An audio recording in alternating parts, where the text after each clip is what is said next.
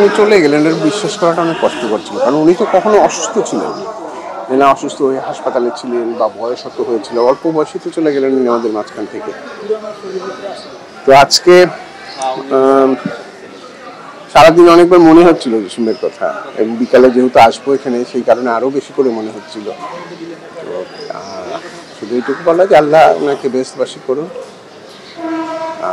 উনি ভালো থাকুন, এই দোয়াটাই করি। খুনসুটি জায়গাটা ছিল না, মানে উনি ওই যে বললাম যে ভালোবাসার জায়গাটা ছিল, প্রচন্ড ভালোবাসতেন, আর রেসপেক্টের জায়গাটা আমার তরফ থেকে, আমার জায়গা থেকে ছিল, কিন্তু মানে ওই স্নেহের জায়গাটা আমাকে না, প্রায় সবাইকে ওরকম ভালোবাসতেন।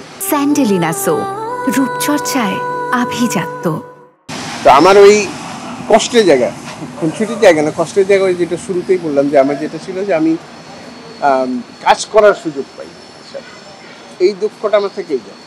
একটা যে কোনো জিনিসের পতন হয়ে গেলে না, সেটা আবার উত্থান হতে সময় লাগে, অনেক সময় লাগে। যেমন আমাদের ফিল্মের তো একটা পতন হয়েছিল, এটা তো অস্বীকার করার কিছু নাই, অশ্লীলতায় ভরে গেছিল ফিল্ম, তখনই শেষ হয়ে গেছে।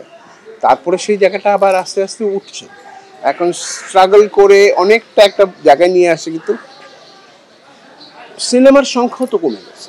কমাতে যেটা হয়েছে কি যে বিভিন্ন কারণে কমা, প্রোডাকশন কস্ট বেড়ে গেছে, সিনেমা হল নাই, মানে কম খুবই। তো সব কিছু মিলে ওই রমরমা অবস্থাটা আদৌ ফিরবে কিনা, যদি আমি বলি যে যদি সিনেমা হল থাকতো আগের মতন, প্রোডাকশন কস্টটা যদি আর একটু কম থাকতো, তাহলে সব কিছু মিলে হয়তো আবার সেই আগের জায়গাটা ফিরবে। দোয়া করি, আশা করি যে সে আগের জায়গাটা ফিরুক, কিন্তু এটা অনেক কষ্টের জায়গা, মানে কঠিন কঠিন। আমি সিনেমা আমি বলবো আগে সিনেমা হল, কারণ আমি একটা জিনিস, আমি একটা সিনেমা করার পর আমি যদি চালানোর জায়গা না থাকে, তাহলে আমি বানাবো কেন? সিনেমা যারা বিশেষ করে প্রডিউস করেন, দুটার কারণ, একটা হচ্ছে ভালোবাসা থেকে, আরেকটা হচ্ছে হলো যে আমি অর্থ লগ্নি করছি, সেটা যেন ফেরত আসে। তা আমি 2 কোটি 1.5 কোটি টাকা দিয়ে আমি ফিল্ম করব, কিন্তু আমি চালাতে পারবো না, আমার রিটার্ন নাই, আমার তো টাকাটা তো আমার কষ্টের টাকা, মানে আমি প্রডিউসারের কথা বলছি, ওনাদের তো কষ্টের টাকা। তাই ওই কারণে আস্তে আস্তে অনেক বড় বড় প্রডিউসাররা চলে গেছেন, যে আমি চালাবোটা কোথায়। আমি একটা মুরগি রান্না করে বসলাম, 5 জন খরিদ্দার আছে, 1 মিনিটে শেষ, আর আমি 20টা মুরগি নিয়ে বসছি, খরিদ্দার 1 জন, তো আমার তো লাভ নাই, হ্যাঁ, জিনিসটা নষ্ট হচ্ছে। ওই জায়গা থেকে বলছি যে আমার কাছে মনে হয় যে আগে সিনেমা হল সংখ্যাটা বেশি থাকলে সিনেমা আরও প্রোডাকশন হতো। এই বৃষ্টিতে ঢুকলে আসলে, এখন আগে যেরকম ঢুকলে একটা আনন্দ লাগতো, এখন ঢুকলে কষ্ট হয়, এটা সত্য কথা।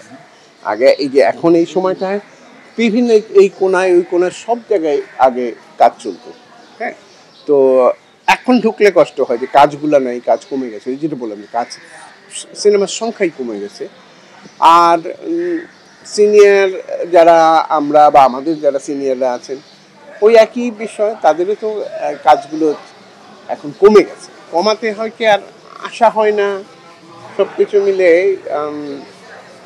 একটা শূন্যতার জায়গা একটা তৈরি হয়েছে কোনো না কোনোভাবে।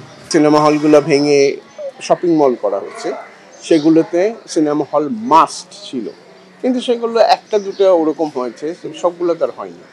ওরকম হলেও হয়তো একটা বিষয় ছিল।